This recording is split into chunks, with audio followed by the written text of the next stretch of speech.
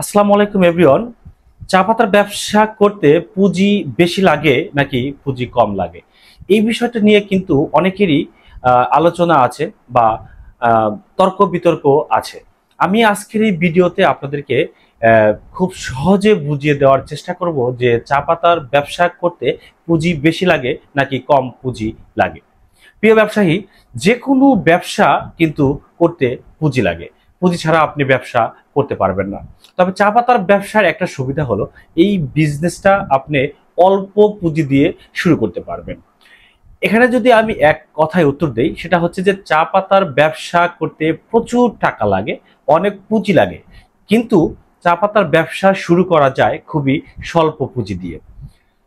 কিভাবে স্বল্প পুঁজি দিয়ে শুরু করা যায় সেটাও আমি সংক্ষেপে ব্যাখ্যা করার চেষ্টা করব, এবং কি কারণে অনেক পুঁজি লাগে সেটাও ব্যাখ্যা করব।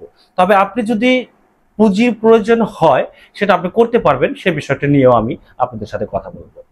প্রথমত বলি যে অল্প পুঁজি লাগে কেন। এখন কথা হচ্ছে যে চা পাতার বিজনেসটা যখন আপনি করতে যাবেন তখনই কিন্তু আপনি বিভিন্ন ব্যবসায়ীদের সাথে কথা বলবেন। প্রথমে আপনি একদম ছোট আকারে শুরু করবেন, 20 কেজি, 30 কেজি, 40 কেজি, 50 কেজি বা আপনি 10 কেজি নিয়েও শুরু করতে পারেন। তো দেখা যাচ্ছে যে আপনি ধরেন যে 20 কেজি চা নিলেন, 20 কেজি চা আপনি 5 দিন বিক্রি করতে পারবেন প্রথম দিকে, ধরেন এর একটা আপনার ধারণা থাকলো। তো 3 দিন যখন আপনি বিক্রি করবেন তখন কিন্তু মার্কেট থেকে আপনি একটা ধারণা পাবেন যে আপনার প্রোডাক্টটা কেমন, বা দোকানদাররা আপনাকে কি ধরনের রিপ্লে দিচ্ছে, প্রোডাক্টের উত্তরটা কেমন দিচ্ছে এবং রিপিট সেলস হচ্ছে কিনা, এগুলো আপনি মোটামুটি একটা 3 দিনের ধারণা পেয়ে যাবেন। আরো 2 দিনের যে চা থাকবে, এই 2 দিনের চা থাকা অবস্থায় আপনি আবার আপনার ওই পার্টিকে 20 কেজি, 30 কেজি আবার অর্ডার করেন। এরকম অর্ডার করতে করতে, মার্কেটে কাজ করতে করতে দেখবেন 2-4 মাস গেলে আপনি ভালো একটা ধারণা পেয়ে যাবেন। এর মধ্যে আপনার কোয়ান্টিটি কিন্তু কিছু বেড়ে যাবে, হয়তো বা 10 কেজি থেকে আপনি 50 কেজি, 100 কেজিতে চলে আসবেন। তো দেখা যাবে যে আস্তে আস্তে হচ্ছে আপনার পুঁজিটা বাড়ছে, কিন্তু আপনি শুরু কিন্তু করেছেন একদমই অল্প পুঁজি দিয়ে। 10 কেজি চা কত টাকা দাম? একদমই কম দাম। এই দাম দিয়ে আপনি শুরু করতে পারছেন। আস্তে আস্তে ধরেন আপনার 100 কেজি, 50 কেজি, 100 কেজি, এভাবে আপনার সেলসটা বাড়ছে, মার্কেটে আপনার বিশ্বাসযোগ্যতা বাড়ছে, আপনার সেলস বাড়ছে, আপনার অর্ডারও কিন্তু বাড়ছে। তারপর যখন আপনি মার্কেটে মোটামুটি সেট হয়ে যাবেন, আপনার যখন একটা আত্মবিশ্বাস চলে আসবে যে আপনি মার্কেটে কাজ করতে পারবেন এবং এই ব্যবসাটা আপনার দ্বারা করা সম্ভব, তখন হচ্ছে আপনার পুঁজির প্রয়োজন হবে। কারণ যখন আপনি মার্কেটে শিওর হয়ে যাবেন যে এই বিজনেসটা আপনার দ্বারা করা সম্ভব, তখন আপনি অটোমেটিকলি পুঁজি বৃদ্ধি করতে হবে। আর সবচেয়ে বড় কথা হলো যে আপনি যখন মার্কেটে সেট হবেন, আপনি যখন বুঝতে পারবেন যে এই ব্যবসাটা আপনাকে দ্বারা হবে, তখন আর আপনার পুঁজির কোনো সমস্যা হবে না। কারণ হচ্ছে যে প্রথমে একটা ব্যবসা শুরু করার সময় পুঁজি ইনভেস্ট করতে কষ্ট হয়।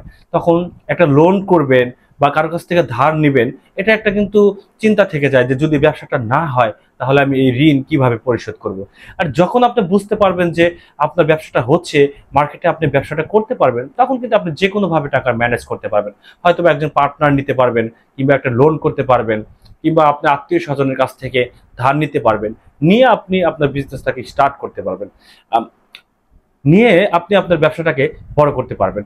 তারপরে দেখা যাবে যে আস্তে আস্তে আপনার সেলস বাড়ছে, আপনার প্রফিট হচ্ছে, লাভ হচ্ছে, আপনি আরো ভালো কোনো উদ্যোগ নিতে পারবেন। আমি মনে করি যে যখন আপনার ব্যবসা হয়ে যাবে, আপনি যখন রানিং করে ফেলবেন, তখন কোনোভাবেই আপনার আর পুঁজির কোনো সমস্যা হবে না। তাই সর্বশেষে বলবো যে তর্ক বিতর্ক আসলে কোনো কিছু নাই। চা পাতার ব্যবসায় হিউজ পরিমাণ পুঁজি লাগে, প্রচুর পুঁজি লাগে, অভাব নাই। আপনি যত টাকা দিবেন চায়ের ব্যবসায় আপনি দিতে পারবেন। কোটি টাকার প্রোডাক্ট যদি কেনেন, মনে হবে যে আরো 50 লক্ষ টাকার প্রোডাক্ট কিনলে মনে হয় ভালো হয়। পুঁজির ইনভেস্ট করার আসলে কোনো শেষ নাই, কিন্তু আপনি শুরু করতে পারবেন একদম কম টাকা দিয়ে। এটাই হচ্ছে সবচাইতে সুখবর আমি মনে করি, যে আপনি অল্প টাকা ইনভেস্ট করে একটা ব্যবসা শুরু করতে পারছেন, এবং এই ব্যবসার ভালো মন্দ বুঝে তারপর হচ্ছে আপনি বড় ধরনের ইনভেস্ট করতে পারছেন।